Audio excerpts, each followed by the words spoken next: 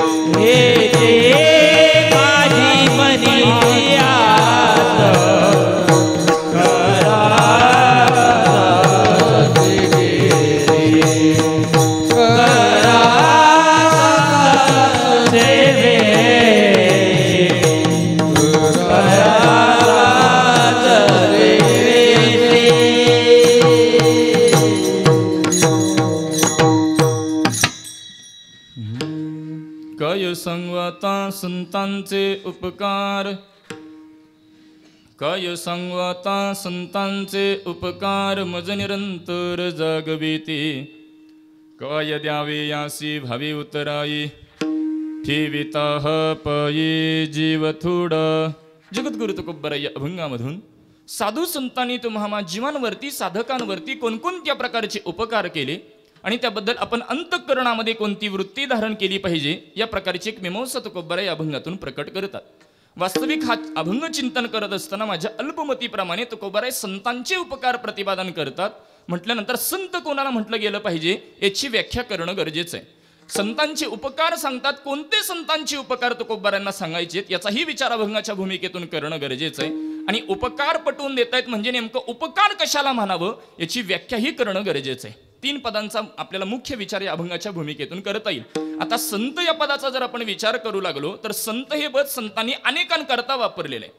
पहा, आपण जर संत वाङ्मय अभ्यासलं तर काही काही ठिकाणी भगवत भक्तांना संत म्हणण्याची पद्धत आहे, काही काही ठिकाणी महाराज मुमुक्षांना संत म्हणण्याची पद्धत आहे, काही काही ठिकाणी मुक्तांना संत म्हणण्याची पद्धत आहे आणि काही काही ठिकाणी तुम्हांच्या कल्याणाकरता उद्धाराकरता जे अवतीर्ण झालेले त्यांना देखील संत म्हणण्याची पद्धत आहे. किंवा आपल्याकडे काही संत आडनाव देखील आहे महाराज. म्हणजे संत या पदाचा जर आपण विचार करू लागलो तर जगद्गुरु तुकोबराय इथं संत पदाची उपाययोजना करतात. ते कोणाचं वाचक आहे? काही काही ठिकाणी भक्तांना संत म्हटलेलं आहे. याच्याकरता भक्त शिरोमणी नामदेवरायांचं सर्वांच्या परिचयाचं प्रमाण आहे. ही संत मंडळी सुखी असो. कोणती संत मंडळी सुखी असो. अहो, संतांकरता सुखाची अपेक्षा करण्याची गरज आहे का? संत हे आनंद स्वरूप आहेत. आनंद त्यांचं स्वरूप असताना देखील ही संत मंडळी सुखी असो. हे जे नामदेवराय बोलतात, इथलं संतपद कोणाचं वाचक आहे? तर त्याच अभंगामध्ये नामदेवराय निर्देश करतात. अहंकाराचा वारा न लागो राजसा, माझिया विष्णुदासा भाविकासी. जे विष्णुदास आहेत, जे भाविक भक्त आहेत, त्यांच्याकरता नामदेवराय पद वापरतात. ही संत मंडळी सुखी असो. म्हणजे भक्तांना संत म्हणण्याची पद्धत आहे. काही काही ठिकाणी महाराज मुक्तांना संत म्हणण्याची पद्धत आहे. आत्मज्ञानी चोखडी संत हे माझी रुपडी. मुक्तांना संत म्हटलं गेलेलं आहे. आणि तुम्हामांच्या कल्याणाकरता जे अवतीर्ण होतात, याच्याकरता भगवत पूज्यपाद आद्य जगद्गुरु शंकराचार्य प्रतिपादन करतात. संत कोणाला म्हणावं? सन्मार्गवर्तीना हा संत. हा जे सन्मार्गाने वर्तन करतात त्यांना संत म्हणा. एक, तदरूपेनं भगवान परमात्म्याच्या स्वरूपाशी जे एकरूप झालेले त्यांना संत म्हणा. दोन, विद्या विनय वृद्धे, विद्या आणि विनय या दोन्ही क्षेत्रामध्ये जे परिपक्व अवस्थेला पोचलेले त्यांना संत म्हणा. तीन, आणि स एव वर्तते ती संत. हा तुम्हांच्या कल्याणाकरता उद्धाराकरता जे अवतीर्ण होतात त्यांना संत म्हणा. चार, विठ्ठल विठ्ठल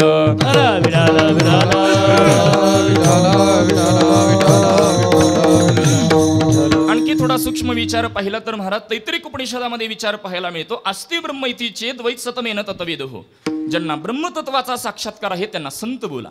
वास्तविक जगद्गुरु तुकोबारायांचा जर अधिकार पाहिला, सर्वांच्या परिचयाचं प्रमाणे अनुरेनुया थोकड तुका आकाशा एवढा. तुकोबारायांची तुलना कोणासोबत करतात? तुका आकाशा एवढा. मला सांगा, आकाश किती मोठा आहे आकारमानात सांगता येतं का? आकाश नावाचा व्यक्ती सांगता येईल? आकाश किती मोठं आहे आकारमानात सांगता येतं? नाही महाराज. त्याच्यासाठी आपण पद वापरतो की ते व्यापक आहे. आणि वेदांतामध्ये त्या तत्वाबाबत चिंतन करत असताना विधेय विशेषण निषिद्ध विशेषण सांगितली. त्यामध्ये विधेय विशेषणाचा विचार करत असताना जे व्यापक आहे त्याला ब्रह्म असं संबोधलं जातं. म्हणजे जगद्गुरु तुकोबराय आणि ब्रह्म हे भिन्न नसून एकच आहेत. सगळ्यात व्यापक असणारे तुकोबराय आणि ते संतांचे उपकार सांगण्याकरता प्रवृत्त झाले. म्हणजेच यातून काहीतरी अलौकिकत्व मांडायचंय. विठ्ठल विठ्ठल.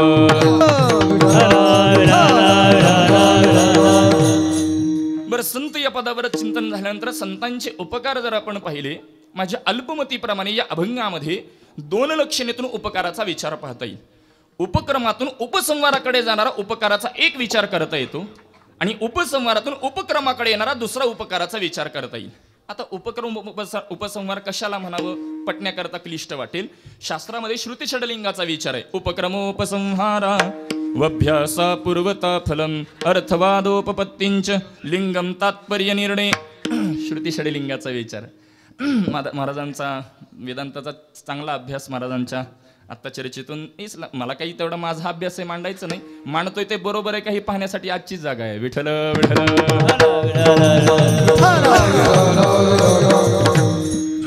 उपक्रम उपसंहार. उपक्रम म्हणजे सुरुवात आणि उपसंहार म्हणजे शेवट. अभंगाच्या उपकाराच्या दोन लक्षणं मला अभ्यास झालेला मानतो. उपक्रमातून उपसंहाराकडे जाणारं एक लक्षण आहे आणि उपसंहारातून उपक्रमाकडे येणार पटण्याकरता म्हणजे प्रथमच्या चरणातून अंतिमच्या चरणाकडे जाणारा उपकाराचा एक विचार पाहता येतो आणि अंतिमच्या चरणातून प्रथमच्या चरणाकडे येणारा दुसरा उपकाराचा विचार पाहता येईल. आणखी पटायला कठीण जात असेल तर हा अभंग सरळही चिंतन करता येतो आणि उलटाही चिंतन करता येतो. विठ्ठल विठ्ठल. अगदी सरळ रीतीने आपण जर विचार पाहू लागलो, पहिलं लक्षण उपक्रमातून उपसंहाराकडे जाणार. संत महात्मे उपकार करतात म्हणजे नेमकं काय करतात? तुकोबाराय प्रतिपादन करतात. निरंतर जागविती. संत महात्मे तुम्हामांवर उपकार करतात म्हणजे तुम्हामांना जाग करतात.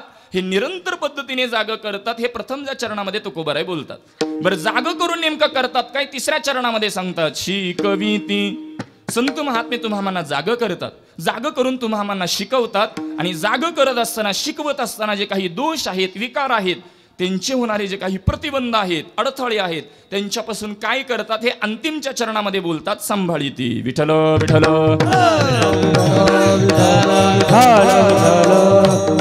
असा एक सरळ रीतीने अभंगाचा विचार करता येतो. तद्वत अंतिमच्या चरणातून प्रथमच्या चरणाकडे येणारा दुसरा विचार करता येईल. पहा, संत महात्मे उपकार करतात म्हणजे एखादा साधक गुरुकुलामध्ये गेला. सध्याच्या भाषेत गुरुकुल नाही समजणार, हॉस्टेल समजेल.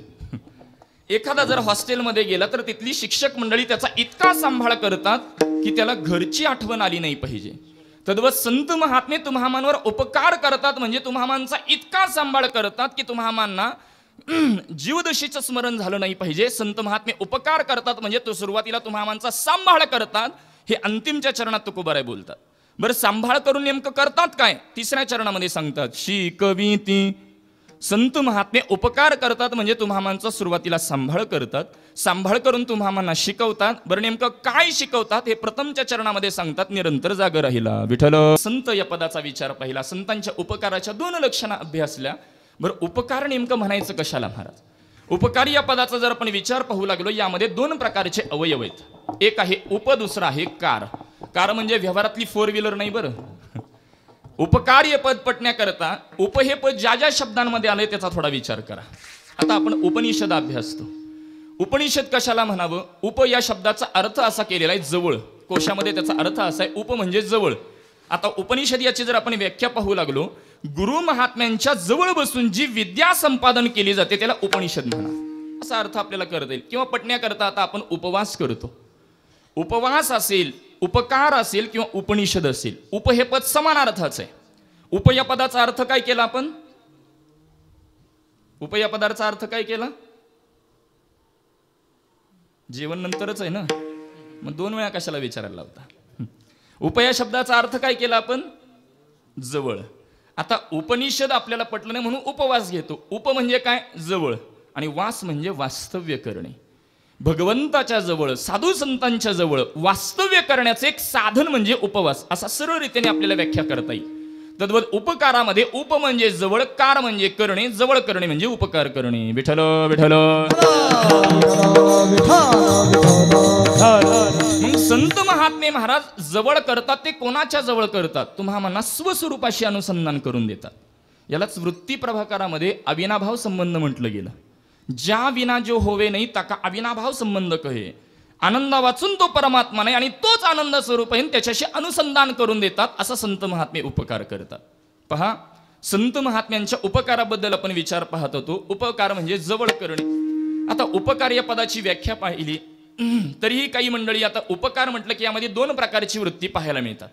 आपण प्रपंच करत असताना अनेक वेळेला वाक्य ऐकतो, महाराज या गृहस्थाला शून्यातून जे काही निर्माण करता आलं ते केवळ माझ्या उपकारामुळे, परंतु याला माझ्या कसल्याही उपकाराची जाणीव नाही, फार कृतघ्न मनुष्य.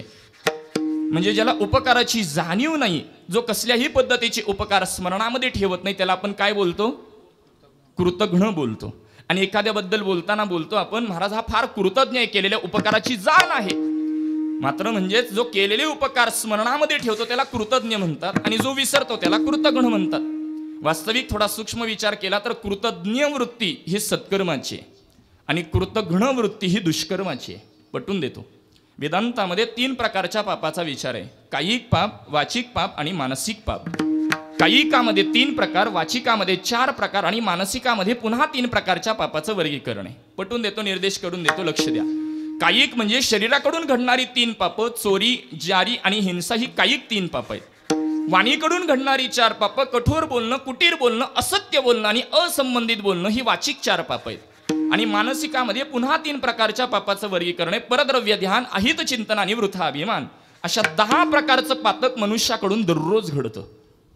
आणखी पुढे जाऊन वर्गवारी पाप, उपपाप, अतिपाप, महापाप अशा 4 लक्षणं आहेत. यामध्ये अंतिमचं जे महापाप आहे यात पुन्हा 5 लक्षणं आहेत: ब्रह्महत्या, सुरापान, गुरुदारागमन, सुवर्णाची चोरी. आणि या 4घांची जो संगत करतो असा 5वा महापापी. केले पाप जेणे दिले अनुमोदन, दोघासी पतन सारिखेची. एखादा दुष्कर्म करतो आणि केवळ दुसरा त्याला अनुमोदन देतो तर तो देखील महापापी. म्हणजे पापाची वर्गवारी पहा किती आपण मांडली.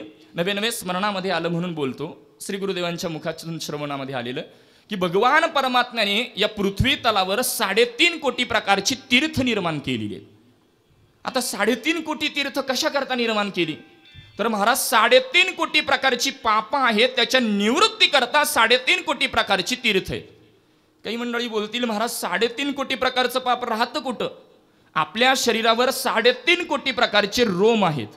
शंका वाटत असेल तर मोजून पहा, तासभर वेळ आहे आपल्याकडे. 3.5 कोटी प्रकारचे रोम आहेत, एकेका छिद्रामध्ये एक एक प्रकारचं पाप राहतं, म्हणून तीर्थामध्ये स्नानाकरता बुडी घेण्याची पद्धत आहे. मला तीर्थाचं महात्म्य सांगायचं नाही, माझा मुद्दा चालू आहे 3.5 कोटी प्रकारच्या पापाची वर्गवारी शास्त्रामध्ये. एवढी पापाची वर्गवारी असू द्या, मात्र प्रत्येक पापातून मुक्त होण्याकरता काही ना काहीतरी प्रायश्चित्त महाराज, काही ना काहीतरी प्रायश्चित्त प्रत्येक पापातून मुक्त होण्याकरता मिळतं. मात्र एक पाप असे की त्याच्यासाठी प्रायश्चित्तच मिळत नाही. निष्कृतिर्विहिता राजन कृतघ्ने नास्ति निष्कृती. एवढी पापाची वर्गवारी आहे, प्रत्येक पापातून मुक्त होण्याकरता प्रायश्चित्त मिळतं, मात्र केलेले उपकार जो विसरतो, कोणत्याही पद्धतीचे जो जाणीव ठेवत नाही, अशा कृतघ्न व्यक्तीच्या पापाला प्रायश्चित्त नाही. विठ्ठल विठ्ठल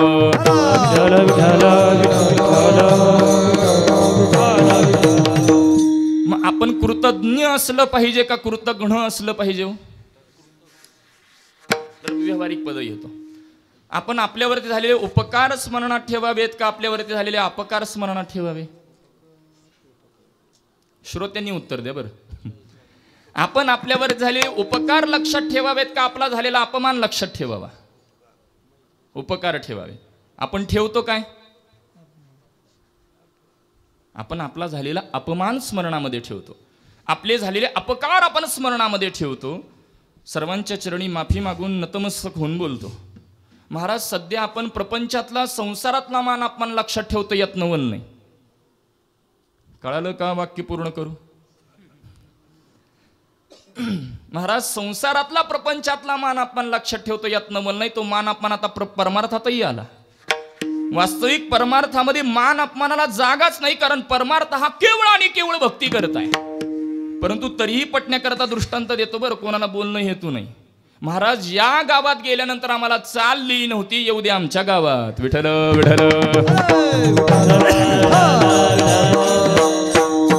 मुद्दा एवढाच पटवून द्यायचा आहे, आपण आपल्यावरती झालेले अपमान स्मरणामध्ये ठेवतो, आपला झालेला अपकार आपण स्मरणामध्ये ठेवतो. स्मरणात ठेवले पाहिजे ते उपकार. पटण्याकरता सिद्धांत लक्षात ठेवा, उपकार स्मरणात ठेवावे, याकरता दृष्टांत देतो. एक आत्यंतिक जिवलग 2 मित्र आहेत.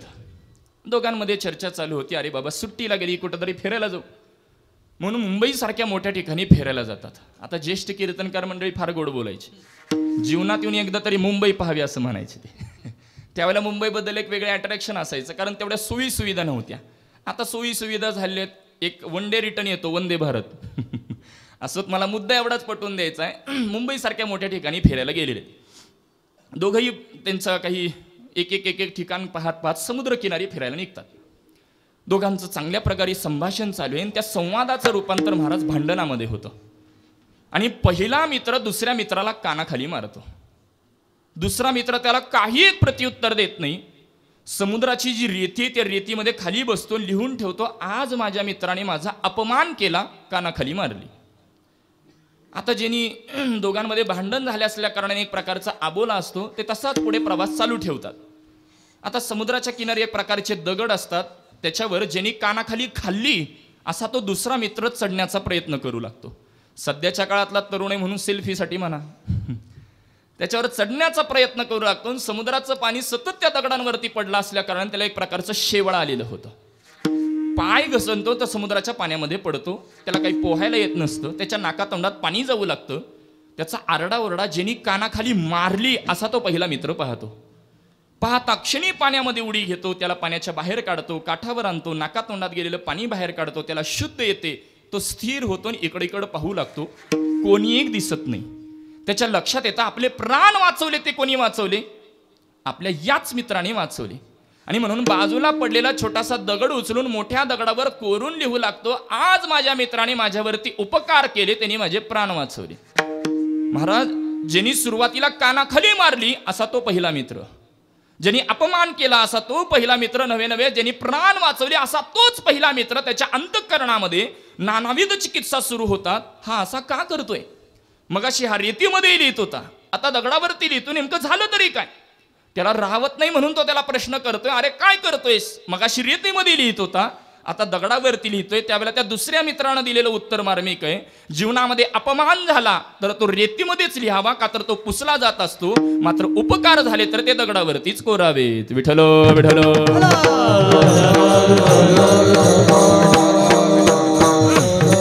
उपकार स्मरण स्मरणामध्ये ठेवले पाहिजेत, ही सत्कर्माची वृत्ती आहे महाराज. आणि तो सिद्धांत उपकार स्मरणामध्ये ठेवावेत.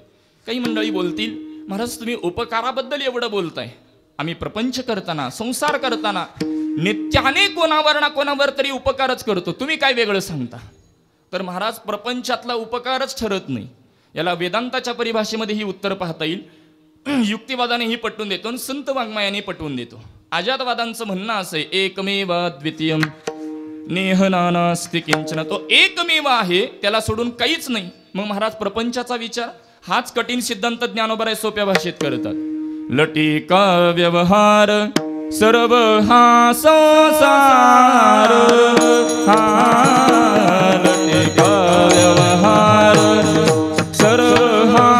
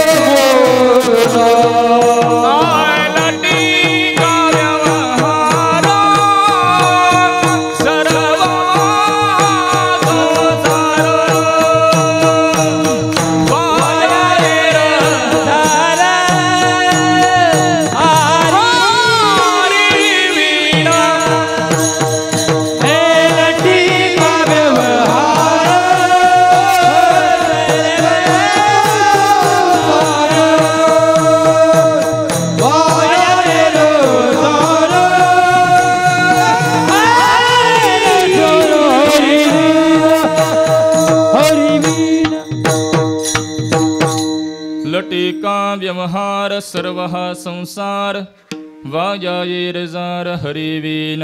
लटिका हे पद आहे, पूर्वीचा शब्द आहे लटका. आणखी जुनी मंडळी बोलतात पहा, महाराज याच्या बोलण्याकडे लक्ष देऊ नका बरं, तो लटक बोलतो. लटक याचा अर्थ आहे असत्य म्हणजे खोटा. अहो संसाराचा जर स्वरूपच खोटा असेल, त्यात केला जाणारा उपकार काही सत्य असेल महाराज?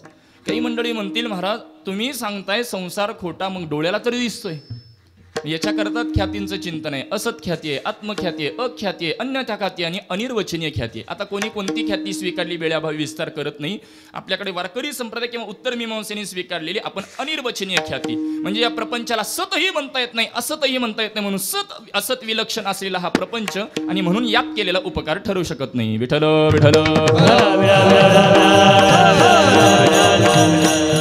वाङ्मयाद्वारे बोलायचं झालं महाराज, आपण प्रपंच करत असताना कोणतीही गोष्ट पहा, हे मी करतो ही वृत्ती जागी असते, आणि जिथं मी असतो त्याला उपकार नाही म्हणता येत.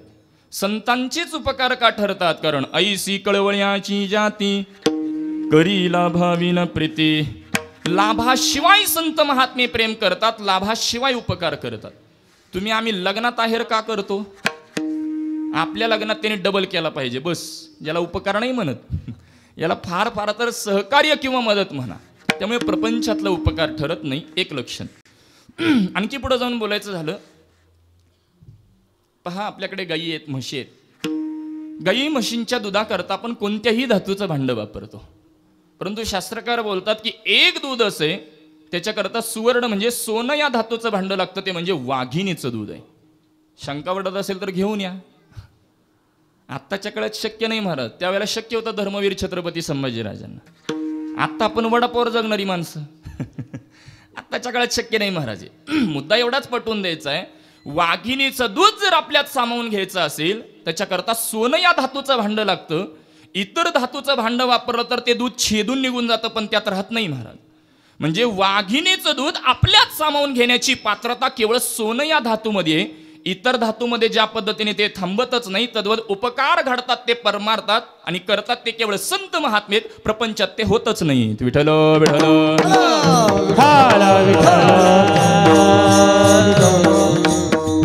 काही मंडळी म्हणतील महाराज तुम्ही उपकाराबद्दल एवढं बोलताय, कारण महाराज भगवंताच्या प्राप्तीकरता अनेक साधन आहेत. नाना साधनांच्या केल्या खटपटा, कर्म आहे, उपासना आहे, योग आहे, ज्ञान आहे, भक्ती आहे, अशा अनेक साधना परमात्म्यापर्यंत पोहोच करणार आहेत. मात्र भगवान, कारण कलियुगामध्ये संत महात्मे अवघड कोणी न करी सांगता, सुलभ बहुता गोड वाटे. अवघड जर साधन कोणाला सांगू लागलं तर कोणी इकडे प्रवृत्त होणार नाही. म्हणून तुम्हाला परमात्म्याची प्राप्ती करायची सोपा मार्ग सांगतात. तुका म्हणे फार थोडा तरी परोपकार, तुझ बाबा हे देव तरी हा सुलभ उपव. फार उपकार नाही जमला सोडून द्या, थोडा तरी करा. काही मंडळी म्हणतील महाराज एक वेळ फार उपकाराने परमात्मा प्राप्त होता, आम्ही मान्य करू. थोडा करावा आणि परमात्मा प्राप्त व्हावा, एवढा तो परमात्मा सोपा आहे का? आम्हाला गुरुजी पाठात याकरता दृष्टांत दिला असतं. मग आता आपण उपवास करतो, तसा तर कर्मशास्त्रातला उपवास वेगळा आणि भक्तिशास्त्रातला उपवास वेगळा. कर्मशास्त्र सांगतं 2 वेळेला पाणी पिलं उपवास मोडला. मी चहा नाही बरं, पाणी सांगतो. पाणी 2 वेळेला पिलं उपवास मोडला, दुपारी झोपलं उपवास मोडला. हे कर्मशास्त्र भिन्न आहे. आपल्याकडे भक्तिशास्त्रामध्ये उपवासाच्या दिवशी अन्नाचा त्याग सांगितलेला आहे. धरून चला एखादा गृहस्थ आहे, वडिलोपार्जित घरामध्ये तुळशीची माळ चालत आलेली आहे, परंतु वडील असेपर्यंत काही तुळशीची माळ परिधान केली नाही. वडिलांच्या निधनानंतर त्याला वाटू लागतं की आपण परंपरा ही जोपासली पाहिजे. म्हणून तो एखाद्या महाराजांकडे जातो आणि विनंती करतो, महाराज मला तुळशीची माळ परिधान करा. महाराज त्याला बोलतात, तुला ग्लासभर दुधावरती एकादशी करावी लागेल. तो माळ घालेल का हो? बरं त्याचं सोडा, तुम्ही काय कराल ते सांगा. सर्वांच्या चरणी नतमस्तक होऊन माफी मागून बोलतो, सध्या सांगणारे करतात का हा चिंतनाचा विषय. जाऊ द्या, मुद्दा नाजूकही लागू शकतो कोणाला. मला मुद्दा एवढाच पटवून सांगायचा आहे, आपल्याकडे भक्तिशास्त्रामध्ये उपवासाच्या दिवशी अन्नाचा त्याग सांगितलेला आहे महाराज. आपल्याला अन्नाचा त्याग शक्य होत नाही म्हणून आपण अन्नात बदल केला. आता सुरुवातीला फल आहार होता, त्याचा फराळ कसा झाला या विस्तारात मला नाही जायचं. मला मुद्दा एवढाच सांगायचा आहे, अन्नाचा त्याग शक्य होत नाही म्हणून जसं अन्नात बदल केला, तद्वत तुम्हाला जर सांगितलं केवळ आणि केवळ फार उपकार करावा लागेल तर कोणीच इकडे येणार नाही. म्हणून सुरुवातीला थोडा तरी करा हे सांगण्याकरता संत महात्मे प्रवृत्त झाले. विठ्ठल विठ्ठल. महाराज नियमाला अपवाद असतात, परंतु आपण अपवादालाच नियम बनवू लागलो. असंच मुद्दा एवढाच आहे, उपकार बरोबर आपल्यावरती आहेत तरी कोणाकोणाची उपकार? महाराज ईश्वराचे उपकार आहेत, माता पित्यांची उपकार आहेत, वेदांचे उपकार आहेत आणि संतांचे उपकार आहेत. ईश्वराचे कोणते उपकार? तुम्हाला जो काही हा नरदेह मिळालेला आहे याला मूळ कारण ईश्वर आहे. काही मंडळी बोलतील, महाराज आम्ही अनेक कीर्तनातून ऐकतो या देहा करता अगा कर्मी जे उरावे ते सुख दुःखे फळावे तया ते भोगावया यावे देहा एका, किंवा पाप पुण्य करुणी जन्मा येतो प्राणी, किंवा जन्म घेणी लागे वासनेच्या संगे. म्हणजे या देहाला येण्याची जर कारण मीमांसा अभ्यासली तर तुम्हीच सांगता महाराज तुमच्या कर्मातून जर पुण्य अधिक झालं तर स्वर्गप्राप्ती सांगता, पाप जर अधिक झालं तर नरक प्राप्ती सांगता, पाप पुण्य समान झाल्यावर नरदेह मिळतो. मग आम्ही केलेल्या कर्माच्या जर पाप पुण्यातून जर नरदेह मिळतो तर यात ईश्वराचे उपकार कुठे? विठ्ठल विठ्ठल. तर महाराज मला गुरुजी याकरता दृष्टांत देत असतात. फार पूर्वीचा नाही, अगदी 4-5 वर्षापूर्वीचा दृष्टांत आहे. पूर्वी आपल्याकडे चुली होत्या महाराज. होत्या म्हणू का आहे म्हणू? आहेत. काही ग्रामीण भागामध्ये आणखी संस्कृती टिकून आहे. ती चुलीमध्ये आपल्याला जर अग्नी प्रज्वलित करायचं असेल तर त्याच्याकरता आपण लाकूड जाळायचं आणि ते लाकूड महाराज शहरामध्ये विकत भेटायचं. आमच्याकडे पंढरपुरात त्याला लाकडी अड्डा म्हणतात. म्हणजे ते विकत मिळलं जातं. एक त्याचे लाकूड तिथं आणि त्याच्याकडे तिथे एक ठिकाणी मोठा एक तराजू असायचा. आता डिजिटल काटे झाले, त्याला पूर्वी तराजू असायचा. आता ते तराजूमध्ये एका पारड्यामध्ये 10 किलोचा भला मोठा दगड आहे आणि दुसऱ्या पारड्यामध्ये दगडांचा चाराचूर आहे. मला सांगा याची बरोबरी होऊ शकते का? 10 किलोचा दगड आणि दगडांचा चाराचुरा याची बरोबरी नाही होऊ शकत. ते 10 किलोचा दगड म्हणजे आपलं पाप समजा आणि चाराचुरा म्हणजे आपलं पुण्य समजा. मी चाराचुरा तरी सांगितलं तसं ते पारडं रिकामच राहिलं असतं. पुण्याचा चाराचुरा आहे आणि पापाचा भला मोठा दगड आहे महाराज, याची बरोबरी होऊ शकेल नाही. मग ईश्वर काय करतो, आपण केलेलं इकडचं थोडंसं पुण्य, इकडचं केलेलं थोडंसं पुण्य, पुण्यरूपी चाराचुरा एकत्रितकरण करून समान करण्याचं काम ईश्वर करतो. म्हणून नरदेह मिळतो. विठ्ठल विठ्ठल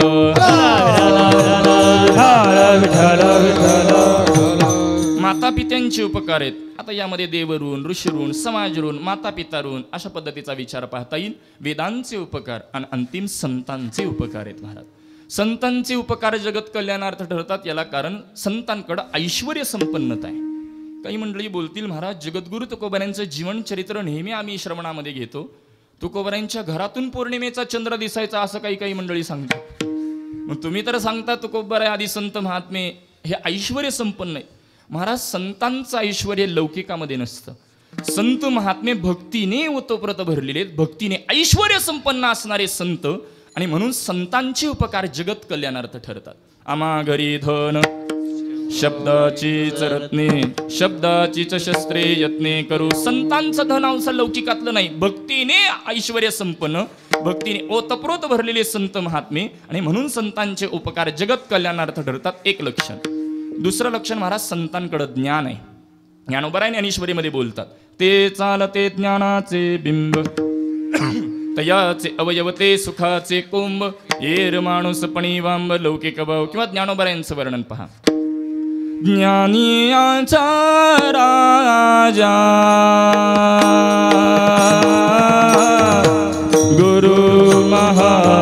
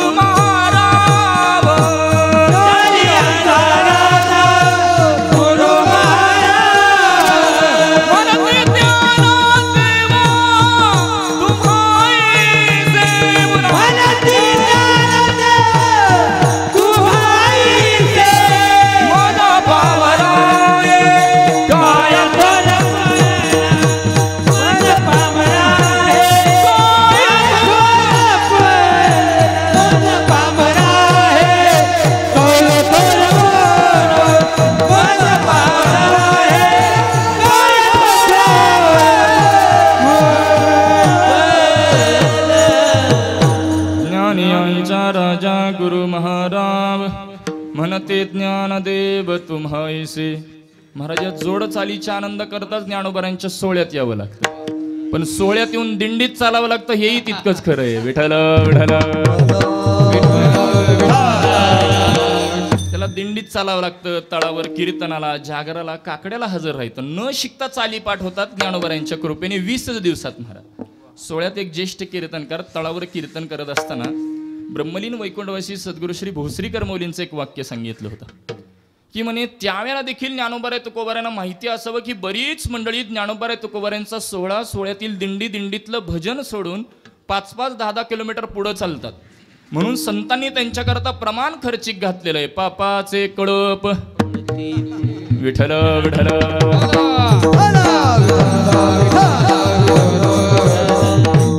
समजलं असेल तर धन्यवाद, नसेल समजलं तर डबल धन्यवाद. मुद्दा एवढाच आहे. ज्ञानोबारायांचं वर्णन, ज्ञानियांचा राजा किंवा ज्ञानियांचा शिरोमणी, वंद्य जो का पूज्यस्थानी, चिंतकाचा चिंतामणी ज्ञानोबा माझा. ज्ञानियांचे राजे, ज्ञानियांचे शिरोमणी असणारे ज्ञानोबाराय. बरं महाराज, संतांकडे ज्ञान आहे ते जसं तुम्हाला शास्त्रामध्ये साधना करून ज्ञान संपादन करायला सांगितलं, असं संतांनी ज्ञान संपादन केलं नाही. महाराज चरित्राद्वारे पटवून देतो. निवृत्तीनाथ दादा, सोपान काका, मुक्ताबाई आणि ज्ञानोबाराय प्रवास करतात. आणि प्रवास करत असताना एकदा ध्यानस्थ बसलेले एक योगी पाहायला मिळतात. प्रकार असा असतो, कोणी जर मृत झाले असेल तर त्यांच्या समोर आणून ठेवलं जायचं आणि ते त्यांच्या योगातून बाहेर आल्यानंतर योग सामर्थ्याने जे कोणी मृत झालेले त्यांना उठून आपापल्या घरी पाठवायचे. हा सगळा काही प्रकार पाहतात आणि मुक्ताबाई ज्ञानोबारायांना विचारतात, हा काय प्रकार आहे? ज्ञानोबाराय म्हणतात, हे 1400 वर्ष जगलेले चांगदेव महाराज आहे आणि त्यांच्या त्या योगाचं सामर्थ्य आहे. आता असं म्हटल्यानंतर मुक्ताबाई बोलतात, दादा त्यात काय अवघड आहे? मुक्ताबाई देखील त्याच पद्धतीचा एक प्रयोग करतात आणि जे कोणी मृत झाले त्यांना उठून आपापल्या घरी पाठवतात. चारही भावंडे पुढे प्रवास करतात. ध्यानस्थ बसलेले योगी ज्या वेळेला वृत्तीवरती येतात, चांगदेव महाराज पाहतात तर समोर कोणी एक दिसत नाही. शिष्याला विचारतात, एवढ्या कालावधीत कोणीच गेलं नाही का? शिष्य सांगतात, गेली, परंतु 4 लहान मुलीं त्यात एक चिमुरडी मुलगी होती, तिने त्याच पद्धतीचा एक प्रयोग केल्यानंतर जे कोणी मृत झाले होते ते उठून आपापल्या घरी गेलेले. चांगदेव महाराज लगेचच पत्र लिहायला बसतात. आता पूर्वीची पद्धत, एखादा मोठा व्यक्ती असेल तर महोदय सनबीबी लिहावा अशी पद्धत होती आणि लहान असेल तर चिरंजीव लिहावं ही पद्धत होती. आता समजणार नाही कारण आता आपण टेक्स्ट मेसेज आणि व्हॉट्सअपमध्ये गुंतलोय. चांगदेव महाराज पत्र लिहायला बसतात. महोदय सनबीबी लिहावं तर वयाने लहान आहेत आणि वयाने लहान आहेत म्हणून चिरंजीव लिहावं तर कामगिरी ज्ञानी व्यक्तीसारखी केली. काय लिहावं हे 1400 वर्ष जगलेल्या चांगदेव महाराजांना समजेना. कोरच पत्र शिष्याद्वारे पाठवतात. तो शिष्य ज्ञानोबारायांकडे तो पत्र देतो. मुक्ताबाई विचारतात, दादा काय लिहिलंय पत्रात? ज्ञानोबाराय म्हणतात, काही नाही, कोरच पत्र आहे. मुक्ताबाई बोलतात, 1400 वर्ष जगला मात्र चांग्या कोरा तो कोरा राहिला. हे मुक्ताबाईंनी बोलावं बरं, आपला अधिकार नाही. आपल्याला काळ लिहायला आल्यानंतर 14 सेकंद वाढवता येत नाही. त्यांनी 1400 वर्ष शरीर चिरंजीव ठेवलेलं आहे. मुक्ताबाई ज्ञानोबारांना बोलतात, दादा त्याच्यावरच त्यांना काहीतरी बोध करा. आणि म्हणून ज्ञानोबारांनी त्याच्यावर जो बोध केला, संप्रदायामध्ये त्याला आपण चांगदेव 65 असं संबोधतो. 65 ओव्यांचा ग्रंथ. आता 65च ओव्या का लिहिला यातही तात्विक अर्थ आहे. चांगदेव महाराज 14 विद्या 64च कला नियुक्त होते. 65वी कला ज्ञात नव्हती आणि म्हणून 65 ओव्यांचा ग्रंथ लिहिला. तो शिष्य चांगदेव महाराजांकडे तो ग्रंथ देतो. चांगदेव महाराज पहिलीच ओवी वाचतात, स्वस्ती श्री वटेषु जो लपोनी जगदाबासु दावी मजक्रासु प्रगटला करी. असं करत करत करत संपूर्ण ग्रंथ वाचून काढला. काहीही बोध होईना. त्यांच्या लक्षात आलं, आपण समजत होतो ही लहान बालकेत, परंतु हे कोण आहेत? उपजताची ज्ञानी हे वर्म जाणोनी आले लोटांगणी चांगदेव. आपण समजत होतो ही लहानशी बालकेत, परंतु हे काय आहे तर उपजत ज्ञान यांच्याकडे. माझा मुद्दा तोच आहे चिंतनाचा की संतांकडचं ज्ञान महाराज तुम्हाला जसं शास्त्रामध्ये साधना करून प्राप्त करायला सांगितलं, असं संतांनी ज्ञान प्राप्त केलं नाही. संतांकडचं ज्ञान उपजताची ज्ञानी, उपजत ज्ञान साधू संतांकडे आणि म्हणून संतांचे उपकार जगत कल्याणार्थ ठरतात. मात्र माफी मागून सर्वांच्या चरणी नतमस्तक होऊन बोलतो, सध्याच्या प्रवाहात महाराज मी किती ज्ञानी हे आपण समाजाला पटवून सांगतो. मला सांगा, आपण स्वतःला ज्ञानी, स्वतःला शहाणं म्हणावं की जगाने आपल्याला शहाणं बोलावं? तुमच्याकडे कशी पद्धत आहे? नाही, भाग बदलला की पद्धत बदलते म्हणून विचारलं. स्वतःला शहाणं बोलावं की जगाने? जगाने शहाणं बोलता 100 वेड्यानी शहाणं बोलावं का एका शहाण्याने शहाणं बोलावं? विठ्ठल विठ्ठल.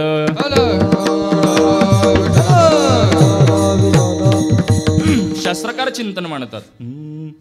संपूर्ण कुंभो न करोति शब्दम अर्धो घटो घोषमुपैति नूनम विद्वान कुलीन न करोति गर्वम जल्पन्ति मूढास्तगुणिर्विहीना. शास्त्रकार दृष्टांत देतात. संपूर्ण कुंभो, कुंभ म्हणजे एखादी पाण्याची घागर आहे असं समजा. ती संपूर्ण पाण्याने भरते, आवाज करते का? न करोति शब्दम, आवाज नाही करत. मात्र तीच घागर अर्धो घटो घोषमुपैति नूनम, तीच घागर ज्या वेळेला अर्धवट भरते खळखळ खळखळ आवाज करते. तद्वत अर्धवट ज्ञान बडबड करतं, पूर्ण झाल्यावर होत नसते. विठ्ठल विठ्ठल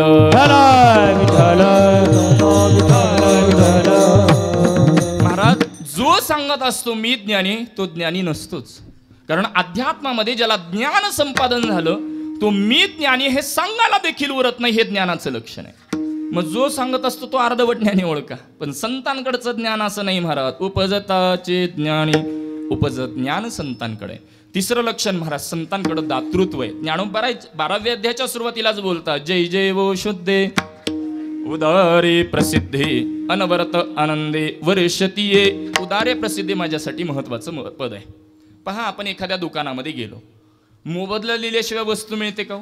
नाही. मात्र संतांकडे जावा, घातला दुकान देती अलियासी दान, म्हणून पद लागलं. संत उदार उदार भरले अनंत भांडार.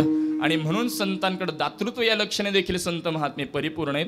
आणि अंतिम संतांकडे निरपेक्ष वृत्ती आहे. भगवान परमात्म्याला आवडणाऱ्या भक्ताचा विचार 12व्या अध्यायामध्ये 6 श्लोकामध्ये मांडलेला आहे. त्यामध्ये 16व्या श्लोकात गीता बोलते, अनपेक्षा सुचिरदक्ष उदासीनो गतव्यता सर्वारंभ परित्यागे यो मद्भक्ता समे प्रियः. नवे नवे तुकोबाराय बोलतात, भक्त येसे जाणा जे देही उदास गेली अशा पाश निवारोणी. म्हणजेच भक्त कोणाला म्हणावं आता माझा मूळचा विचार नाही, फक्त एवढंच निरपेक्ष वृत्ती पटवून द्यायची. तुकोबारायांचं जीवनचरित्र अभ्यासा. जगद्गुरु तुकोबाराय भगवान परमात्म्याकडे जातात, त्यावेळेला भगवान परमात्मा सांगू लागतात, तुम्ही आज माझ्याकडे काहीतरी मागा. भरपूर आग्रह झाल्यानंतर तुकोबाराय भगवान परमात्म्याला मागण्याकरता प्रवृत्त होतात. आणि काय मागतात महाराज? मागणे ते सरे अयेसे करी देवा, माझी मागणेच संपू द्या, हीच मला मागणी द्या. याला म्हणतात निरपेक्ष वृत्ती. विठ्ठल विठ्ठल.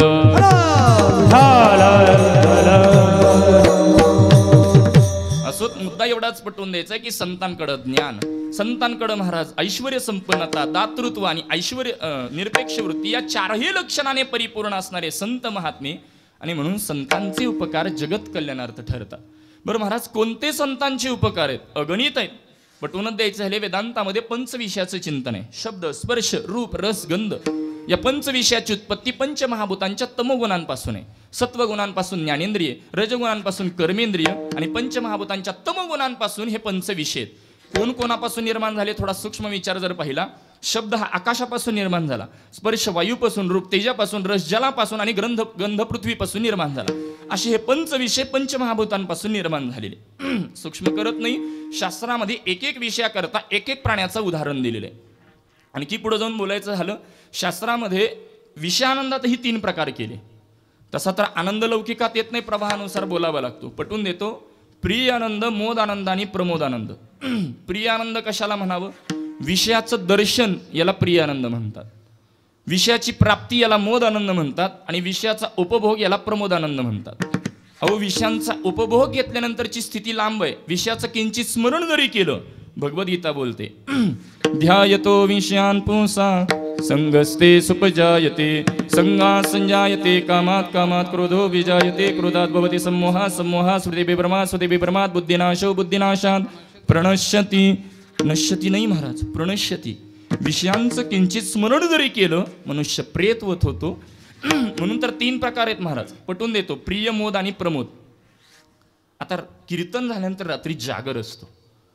आता पूर्वी त्याला जागर म्हटलं जायचं. आणखी फड परंपरेमध्ये ज्ञानोबारांच्या सोहळ्यात आपल्याला जागर पाहायला मिळतो. जागर कशाला म्हणावं? कीर्तन झाल्यानंतर जागराला मंडळी उभारतात, ती सकाळी काकडा करूनच खाली बसतात, त्याला जागर म्हणतात. आत्ताच्या काळात हे शक्य नाही म्हणून त्याचं रूपांतर 2 तासाच्या भजनावर आलं. आता ते 2 तासाचं भजन व्यवस्थित चालायचं असेल तर त्या भजनी मंडळाच्या समोरून फक्त चहाचं भांडण यायचं. मी विनोद नाही, मला सिद्धांत पटवून द्यायचा आहे. चहाचं भांड दिसणं, विषयाचं दर्शन, याला प्रियानंद म्हणा. चहाचा कप आपल्या हातामध्ये आला, विषयाची प्राप्ती, याला मोदानंद म्हणा. आणि चहा पिणं चालू झालं, विषयाचा उपभोग, याला प्रमोदानंद म्हणा. विठ्ठल विठ्ठल.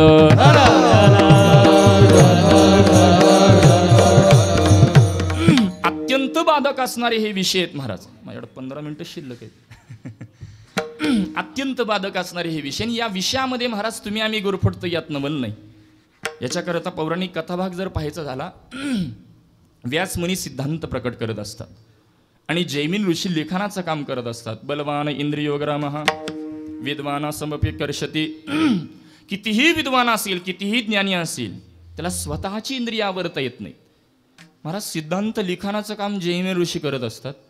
जैमिन ऋषी बोलतात मला काही हा सिद्धांत पटत नाही, कारण ज्ञानी व्यक्तीला जर स्वतःची इंद्रिय आवरता येत नाही तर त्यांच्या ज्ञानाचा काय उपयोग. व्यासमुनी म्हणतात तुम्ही लिखाण थांबवा. ज्या वेळेला तुम्हाला सिद्धांत पटेल त्यावेळेला येऊन लिखाण पूर्ण करा. लिखाण थांबलं जातं. एके दिवशी जैमिन ऋषी आपल्या पर्णकुटीत बसलेले आहेत निवांतपणे. अचानकपणे धोधो प्रकारे पाऊस सुटलेला आहे, वारा वादळ सुटलेलं आहे. वाटू लागतं कोणाला निवारा तरी हवा असेल, आणि म्हणून उठतात. पर्णकुटीच्या दरवाजामध्ये येऊन इकडे पाहू लागतात. समोर एका वृक्षाखाली एक सुंदर स्त्री निदर्शनास येते. तिच्याशी संवाद चालू करतात. मोठा पाऊस चालू आहे, वादळ वाडा सुटलेलं आहे, तुम्हाला जर निवारा पाहिजे असेल तर माझ्या पर्णकुटीत विश्रांतीला थांबा. स्त्रीला म्हणणं पटतं. स्त्री पर्णकुटीमध्ये विश्रांती करता थांबते. दोघांना एकांत मिळतो. दोघांच्या गप्पा सुरू होतात. गप्पा टोकाला जातात. जैमिन ऋषी त्या स्त्रीला बोलू लागतात तुमचा विवाह झालाय का. नाही झाला. करण्याची इच्छा आहे का. आहे, परंतु माझी एक अट आहे. जो मला खांद्यावरती विराजमान करून मंदिराभोवती 3 प्रदक्षिणा पूर्ण करेल त्याच्याशी मी विवाह करायला तयार आहे. जैमिन ऋषी बोलतात मी तुम्हाला खांद्यावरती विराजमान करून 3 प्रदक्षिणा पूर्ण करतो. जैमिन ऋषी कोण आहेत हे पहिल्यांदा सांगतो. आपल्याकडे काही आपण संप्रदायाने स्वीकारलेली शास्त्र आहेत. सर्व सुखगोडी, साही शास्त्र निवडी. साही शास्त्र निवडी पाठ आहे बरं आपला. सर्व शास्त्र निवडी आपला पाठ नाही, कारण 6 शास्त्राचा स्वीकार वारकरी संप्रदाय करतो. पूर्वमीमांसा, उत्तरमीमांसा, न्याय, वैशेषिक, सांख्य आणि योग अशी 6 शास्त्र आहेत. यातल्या एका पूर्वमीमांसा शास्त्राचे कर्ते जैमिन ऋषी आहेत. अहो पूर्वमीमांसासारखं एक शास्त्र ज्यांनी निर्माण केलं ते जैमिन ऋषी बोलतात मी तुम्हाला खांद्यावरती विराजमान करून 3 प्रदक्षिणा पूर्ण करतो. आणि म्हणून त्या स्त्रीला खांद्यावरती विराजमान करतात. पहिली प्रदक्षिणा पूर्ण करतात. दुसरी प्रदक्षिणा पूर्ण करत असताना खांद्यावरती ओझं वाढलं, कशी बशी प्रदक्षिणा पूर्ण करतात. मात्र 3ऱ्या प्रदक्षिणेला आता जर आपण पुढचं पाऊल टाकू तर जागेवर कोसळू म्हणून खाली बसतात आणि खांद्यावरून त्या स्त्रीला उतरवतात आणि वर मान करून त्या स्त्रीकडे पाहावं म्हणून पाहतात तर ती स्त्री नसून व्यास मुनी असतात. साष्टांग प्रणिपात करतात आणि बोलतात तुम्ही सांगितलेलं तेच योग्य. कितीही ज्ञानी व्यक्ती असेल त्याला स्वतःची इंद्रिय आवरता येत नाहीत. विठ्ठल विठ्ठल.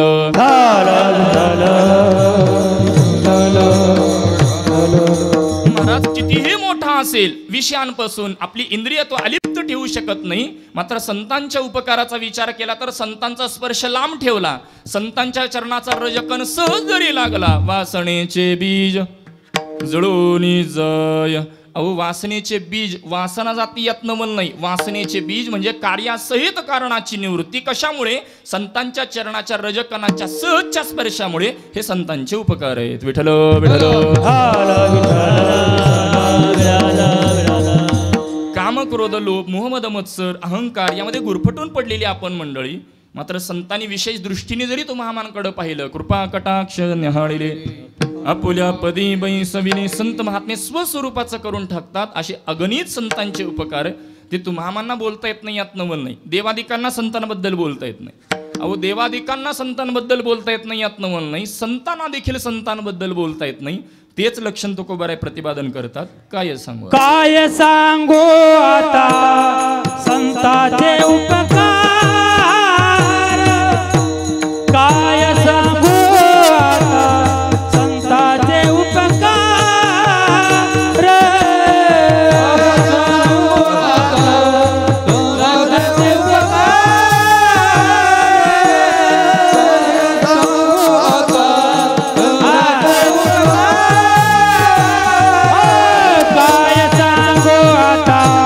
संतांचे उपकार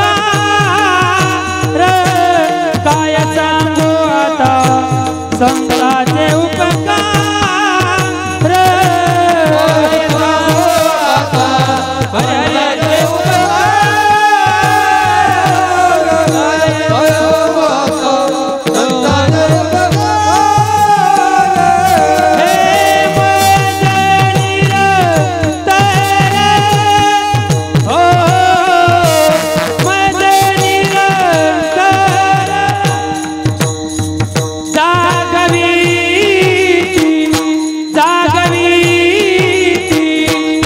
काय द्यावे त्यास भावे उतराये काय द्यावे त्यास भावे उतराये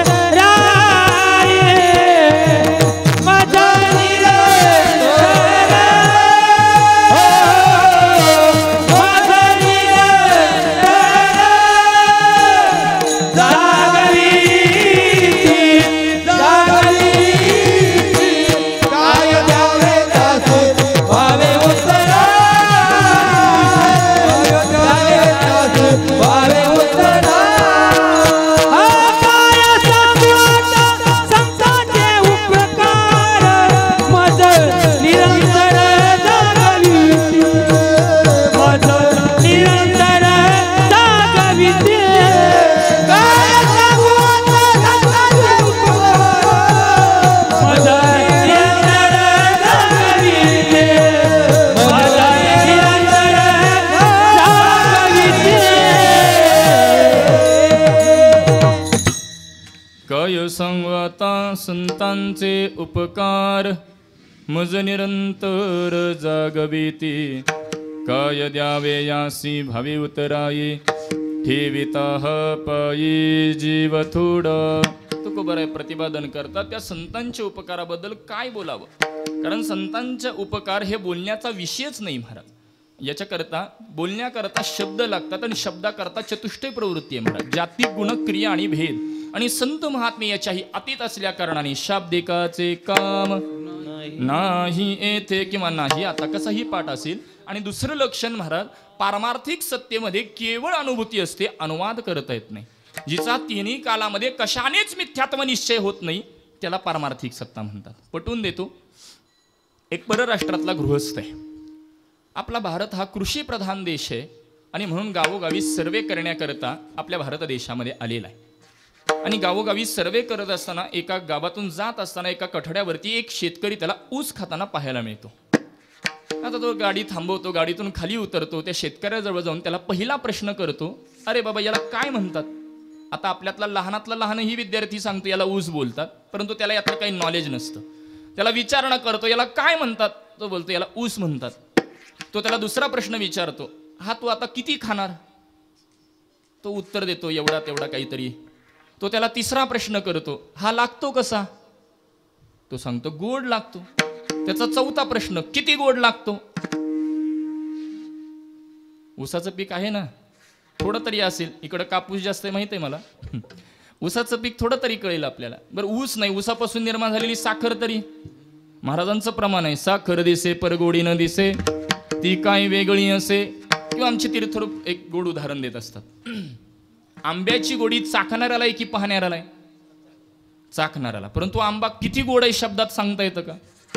अहो विकणारा सुद्धा बोलतो आधी डेमो घेऊन पहा. म्हणजे आंब्याची गोडी असेल, ऊसाची गोडी असेल, हा अनुभव घेण्याचा विषय. तो किती गोड आहे ज्या पद्धतीने शब्दात सांगता येत नाही, तद्वत संतांचे उपकार हा अनुभव घेण्याचा विषय शब्दात वर्णन करता येत नाही. म्हणून तुकोबाराय म्हणतात काय सांगू आता. विठ्ठल विठ्ठल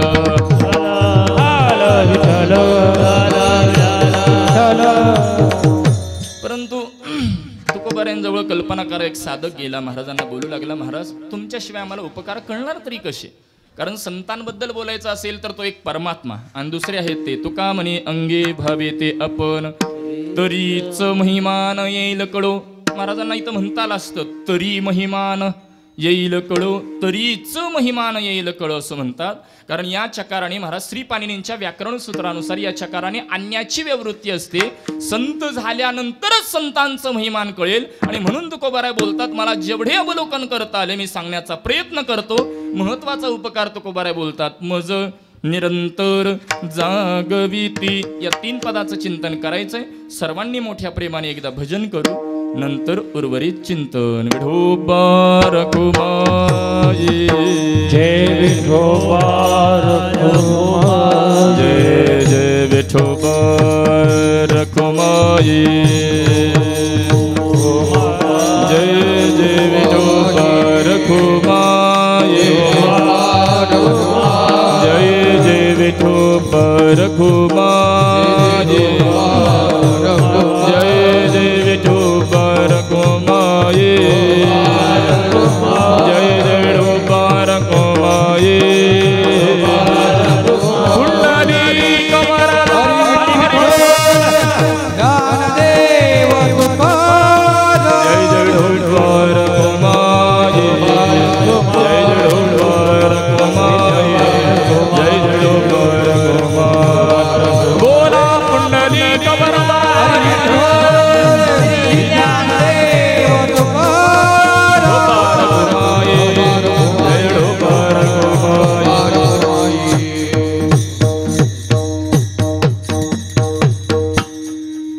सांगता संतांचे उपकार मज निरंतर जागविते काय द्यावे यासी भावी उतराई ठेविता पायी जीव थोडा नियोजित वेळेतील 10 मिनिटं माझ्याकडे शिल्लक आहे उरलेल्या चरणांचा समन्वय साधून सेवेला पूर्ण विराम देतो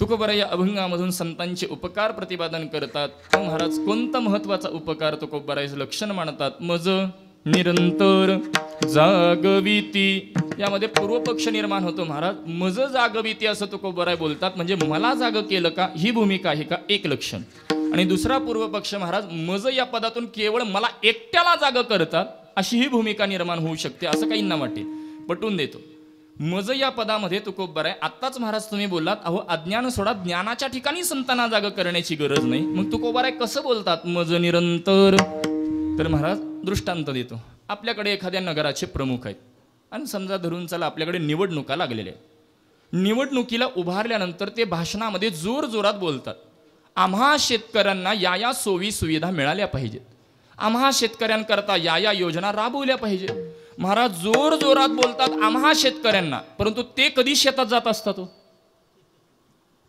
तुमच्याकडे जातात का जोर जोरात बोलताना त्यांच्याकडे काय आम्हा शेतकऱ्यांना परंतु ते कधी शेतात जात नाही बोलण्याची एक भूमिका आहे महाराज तद्वत तुकोबरायांना इथं तुम्हा जीवांना साधकाला संत महात्मे जाग करतात हे सांगायचंय मात्र बोलतानाची भूमिका म्हणतात मज जागविती विठ्ठल विठ्ठल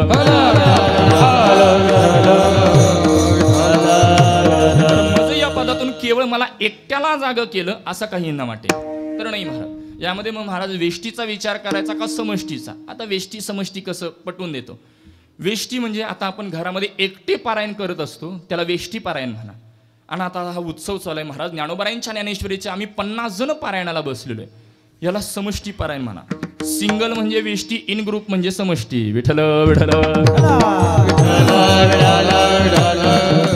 हे शुद्ध मराठीतला आजकाल लवकर समजतं मुद्दा एवढाच पटवून द्यायचा आहे वेष्टी उपकार यावरून 4 विकल्प करता येतात वेष्टी वेष्टी वेष्टी समष्टी समष्टी वेष्टी समष्टी समष्टी आता वेळाभावी विस्तार करत नाही मुद्दा एवढाच पटवून देतो मज या पदामध्ये तुम्हा जीवांना साधकांना संत महात्मे काय करतात निरंतर जागविती संत महात्मे जाग करतात आता संत महात्मे कोणाकोणाला जाग करतात संत महाराज संतांना जाग करतात उठा साधू संत सध अपुलेहित महाराज तुम्ही आत्ताच बोलला अहो ज्ञानाच्या ठिकाणी संतांना जागा करायची गरज नाही आणि काकड्यात बोलतायत उठा साधू संत तर महाराज पटवून देतो चरित्राद्वारे निवृत्तीनाथ दादा त्यांच्या नावातच त्यांचा अर्थ आहे नि अधिक वृत्ती ती निवृत्ती जे कधीच आपल्या वृत्तीवर येत नसत त्यांना निवृत्तीनाथ दादा असं म्हणतात परंतु पसायदानाच्या वेळी ज्ञानोबारायांनी स्वमहिमेतनं बाहेर काढून जगत विन्मुख असलेल्या निवृत्तीनाथ दादांना जगत सन्मुख केलं याला संतांना जाग करणं म्हणतात विठ्ठल विठ्ठल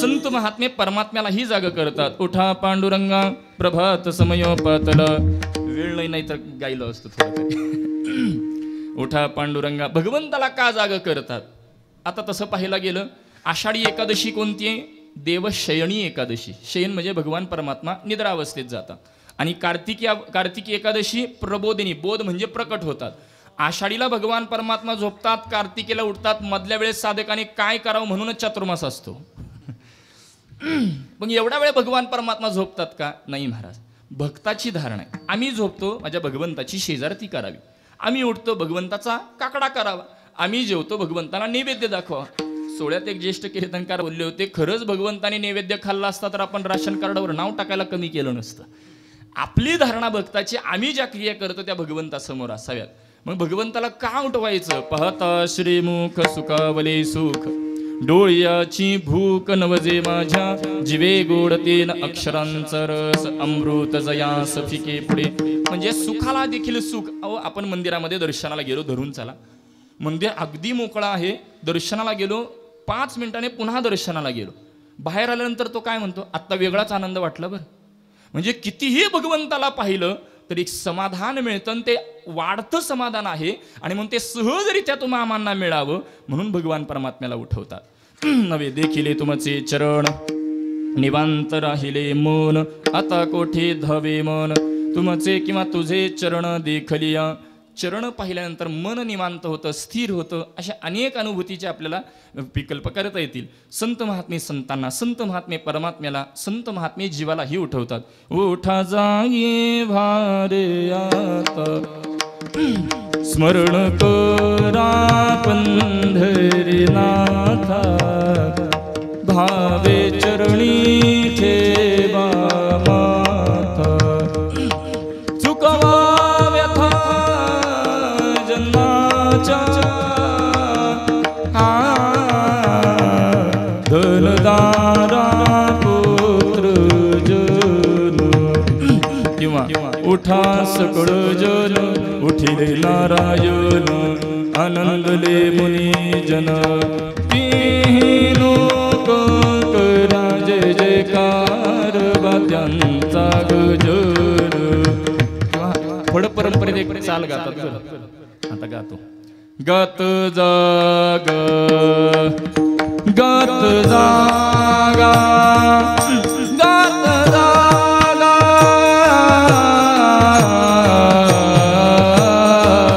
गात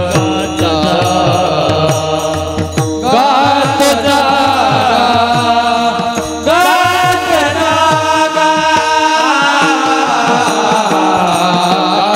जागा प्रेम भागा विठ्ठला.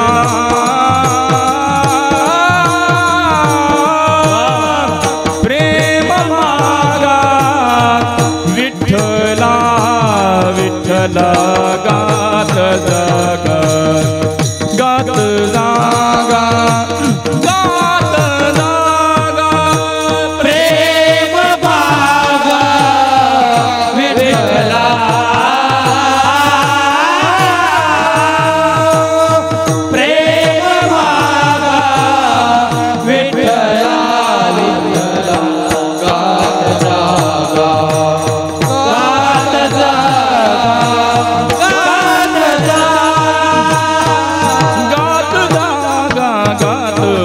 जागा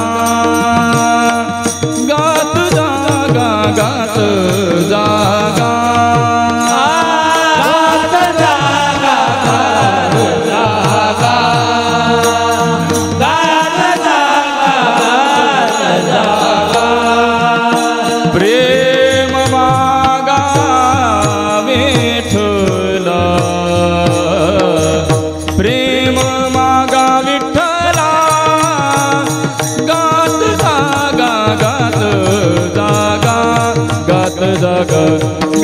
जागा गात जागा मागा वेडला प्रेम मागा विठ्ठला. गात जागा गात गात जागा गात जागा गात जागा गात जागा प्रेम मागा विठ्ठल. पण आपलं सप्ताह असू द्या, दिंडी असू द्या, खात जागा खात जागा. झोप मागा असं केलं नाही पाहिजे. 10 मिनिटं दिलेत मला फक्त.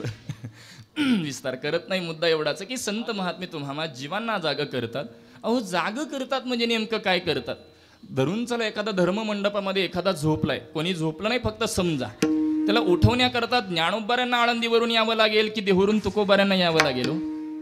शेजारच्याने हाक मारली तरी आपण उठतो. म्हणजे आपली झोप वेगळी आहे. अभंगात सांगायची ती महाराजांनी ती झोप वेगळी. ती कोणती झोप आहे? अविद्येची निदा विश्वस्वप्नाचा हा धंदा भोगित होता प्रबोधा अनादी जो. अनादिकालापासून चालत असलेली अज्ञान नावाची ती निद्रा आहे. अज्ञानामुळे काय घडतं? अज्ञानापासून भेदज्ञान, अनुकूल प्रतिकूल, रागद्वेष, धर्म अधर्म, पाप पुण्य, सुख दुःख हे भोगण्याकरता शरीर म्हणजे पुन्हा पुन्हा पुन्हा पुन्हा जन्माला येण्याचं मूळ कारण अज्ञान आहे. बरं, एकदा का अज्ञानातून त्याला जागं केलं, परत तो अज्ञानात जातो का महाराज? मग निरंतर पद का वापरलं? तर साधनेच्या ठिकाणी जागं करतात आणि साध्याच्या ठिकाणी म्हणजे सुरुवातीला निष्काम कर्म करण्याच्या ठिकाणी विक्षेप दोष घालवण्याकरता जागं करतात. निष्काम उपासना करून निष्काम कर्म करून मलदोष घालवण्याकरता जाग करतात, निष्काम उपासनेने विक्षेप दोषाच्या निवृत्तीकरता जाग करतात, पुन्हा विवेकात जाग करतात, वैराग्य, समाधी संपत्ती, मुमुक्षुता, पुन्हा श्रवण, मनन, निधिध्यासन असं करत करत साध्यापर्यंत नेतात.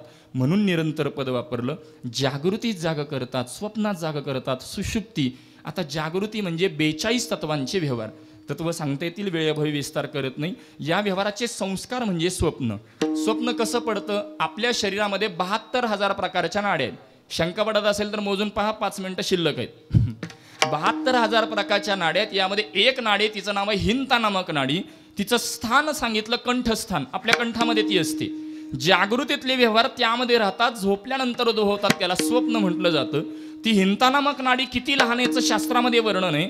आपल्या डोक्याचा एक केस त्याचा 1000वा भाग.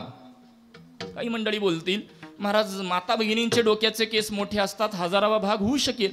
महाराज तो केस आडवा नाही, उभा धरायचा, त्याचा 1000वा भाग म्हणजे ती हिंता नामक नाडी. जागृतीतले व्यवहार त्यामध्ये राहतात, झोपल्यानंतर उद्भवतात, त्याला स्वप्न असं बोललं जातं. संत महात्मे त्यातूनही बाजूला काढतात. सुषुप्ती म्हणजे सर्व इंद्रिय लयाला जाणं.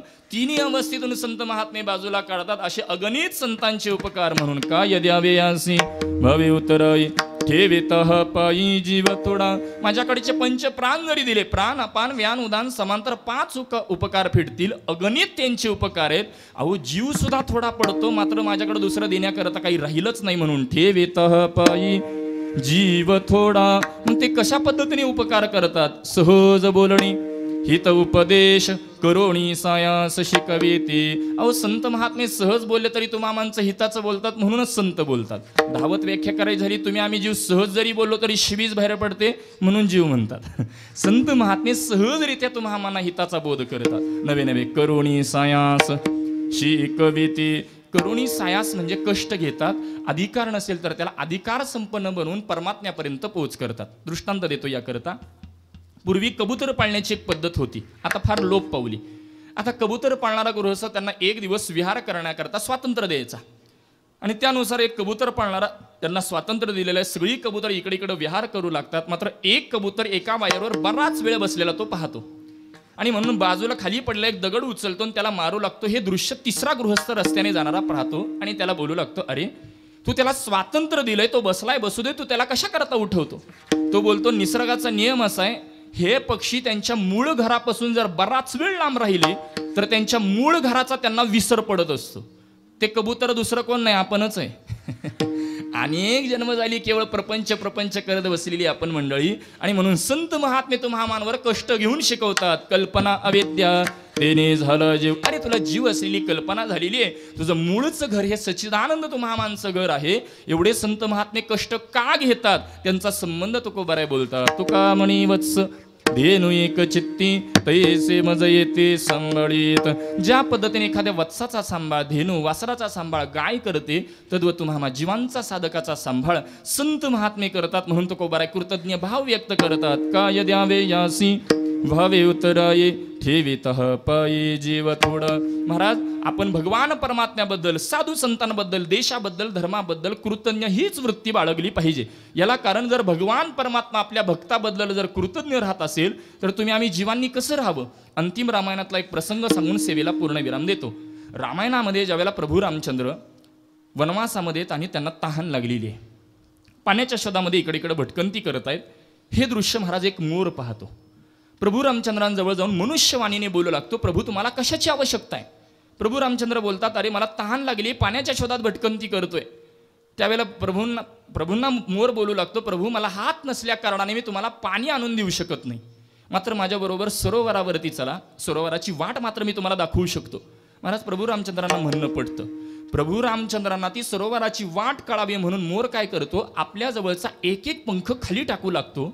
महाराज पशुशास्त्रातला नियम असा आहे, नैसर्गिकरित्या जर मोराचा पंख खाली पडला तर त्याला काही होत नाही, परंतु जर स्वतःहून मोर आपला पंख खाली टाकत असेल तर एका पंखामागे त्याला मरणायात यातना सहन कराव्या लागतात. प्रभू रामचंद्रांना ते प्राणी उपलब्ध करून द्यायचं या उद्देशाने मोर आपल्या जवळचा एक एक पंख खाली टाकत मरणायात यातना सहन करत प्रभूंना सरोवरावरती पोहोच करतो. प्रभू पाणी पिऊन तृप्त झाले हे दृश्य पाहतो, मात्र यातना सहन न झाल्या कारणाने त्याला मृत्यू ओढवतो. हे दृश्य प्रभू रामचंद्र पाहतात आणि त्याला बोलू लागतात की मी आत्ता या अवतारामध्ये तुझ्याबद्दल कृतज्ञ राहू शकत नाही. परंतु माझा तुला शब्द आहे, मी निश्चित माझ्या पुढच्या अवतारामध्ये तुझ्याबद्दल कृतज्ञ राहीन. म्हणून प्रभू रामचंद्रांचा पुढचा अवतार म्हणजे भगवान श्रीकृष्ण अवतारामध्ये त्या भक्ताबद्दल, मोराबद्दल कृतज्ञ राहण्याच्या उद्देशाने श्रीकृष्ण परमात्म्याने मोराचा पंख आपल्या मस्तकावरती विराजमान करून आपल्या भक्ताबद्दल कृतज्ञ भाव व्यक्त केला. अहो महाराज, भगवान परमात्मा जर आपल्या भक्ताबद्दल जर कृतज्ञ राहत असेल तर तुम्ही आम्ही जीवानी त्या भगवंताबद्दल, तुम्ही आम्ही जीवानी साधू संतांबद्दल, देशाबद्दल, धर्माबद्दल कृतज्ञ एकच वृत्ती बाळगली पाहिजे. हे अभंगाचं सार आहे. भगवंताबद्दल कृतज्ञ राहणं म्हणजे देहावरती जिवंतपणे तुळशी पत्र ठेवणं, पंढरीची वारी स्वीकारणं म्हणजे भगवंताबद्दल कृतज्ञ राहणं आहे. महाराज, सध्याच्या प्रवाहामध्ये ज्ञानोबा आहे, तुकोबा आहे मिळत नाहीत, भेटत नाहीत आम्हाला, नाथ महाराज भेटत नाहीत. ब्रह्मलीन वैकुंठवासी परमपूजनीय परमश्रद्धेय भीमसेन बाबांसारखे अनेक महात्मे होऊन गेले, त्यांचं दर्शन आम्हाला होत नाही. काय करावं महाराज? ज्ञानोबारायांची ज्ञानेश्वरी नित्य वाचनात ठेवणं म्हणजे ज्ञानोबारायांबद्दल कृतज्ञ राहणं आहे. तुकोबारायांचा गाथा, नाथांचं भागवत, आपल्या ज्या गुरु परंपरेने तुम्हा आम्हाला जो काही मार्ग सांगितलेला आहे तो मार्ग अवलंब करणं, त्याच्यावर मार्गक्रमण करणं म्हणजे आपल्या सद्गुरू परंपरेबद्दल आपण कृतज्ञ राहणं आहे. आणि ही कृतज्ञता प्रत्येकाने जोपासलीच पाहिजे. हे प्रत्येकाचं कर्तव्य आहे. अभंगाचं सार आहे. झालेली सेवा तुम्हा सर्व श्रोतृवंदांच्या चरणी, ज्ञानोबा तुकोबारायांच्या चरणी हे सेवा समर्पित करत असताना सुंदर असं नियोजन समस्त ग्रामस्थ, बाळगव्हाण इथलं भजनी मंडळ असतील, भाविक मंडळी असतील, गावातील सर्व तरुण मंडळी असतील, रौप्य महोत्सवामध्ये अगदी उत्स्फूर्तपणे प्रतिसाद देत सगळी गावकरी मंडळी झटतायत. आणि त्यामध्ये माझ्याकडे ही 4थ्या दिवसाची कीर्तनरूपी सेवा श्रद्धेय हरिभक्तीपरायण प्रभाकर महाराजांच्या स्नेहातून इथे येण्याचा योग आला. सर्वच गावातील संयोजन आयोजन कमिटी असेल, सर्वच माझ्यापेक्षा ज्ञानाने वयाने अधिकाराने सर्व ज्येष्ठ श्रेष्ठ मंडळी, सर्वच उत्कृष्ट पंचक्रोशीतून आली गावातील सर्व काही टाळकरी असतील, सर्वच गुणीजन गायक असतील, श्रद्धेय हरिभक्तीपरायण सर्वच मृदंगवादक असतील, ज्ञात अज्ञात सर्वच अधिकारी वर्ग असतील, आवर्जून उपस्थित असलेले ज्यांनी हा उत्सव प्रारंभ केला, परमपूजनीय परमश्रद्धेय प्रातस्मरणीय ब्रह्मलीन सद्गुरू श्री भीमसेन बाबा आणि त्यांच्यानंतर त्यांचे शिष्य असणारे हरिभक्तीपरायण श्रीराम महाराज देखील इथं आवर्जून उपस्थित आहेत. त्यांना देखील नतमस्तक होतो. त्यांच्या चरणी देखील अशा अनेक महान विभूतींच्या चरणी देखील नतमस्तक होऊन सेवा सुपूर्त करतो. मी ज्या साधू परंपरेमध्ये, फड परंपरेमध्ये जन्मलो, श्री गुरु आंबेकर उर्फ आजरेकर फड परंपरेच्या चरणी देखील सेवा सुपूर्त करतो. त्या पद्धतीने हे संपूर्ण कीर्तन ज्यांच्या माध्यमातून बाहेर प्रसारित केलं जातं, असे वारकरी कीर्तन रंग असेल, यांनाही यथोचित धन्यवाद देतो. माईक सिस्टीमही किरकिर नाही, कुरकुर नाही, माईकवाल्यांची नाही, माईकची म्हणून त्यांनाही डबल धन्यवाद देतो.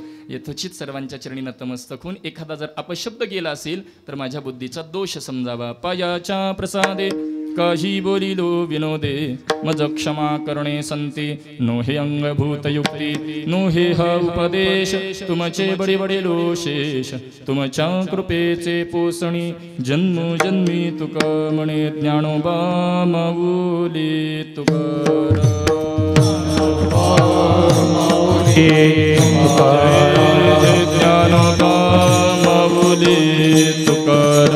ज्ञानोबा माऊली तुकाराम. जय ज्ञानोबा, ज्ञानोबा, ज्ञानोबा, ज्ञानोबा माऊली तुकाराम.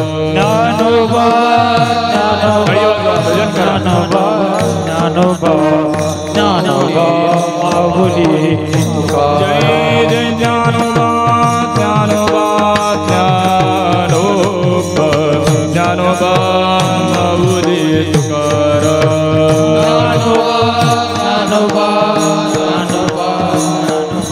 ज्ञानोबा माऊली पुंडलिक वरदा हरी विठ्ठल श्री ज्ञानदेव तुकाराम. जय ज्ञानोबा माऊली तुकाराम. ज्ञानोबा माऊली तुकाराम. जय ज्ञानोबा माऊली तुकाराम. जय जय ज्ञानोबा माऊली तुकाराम.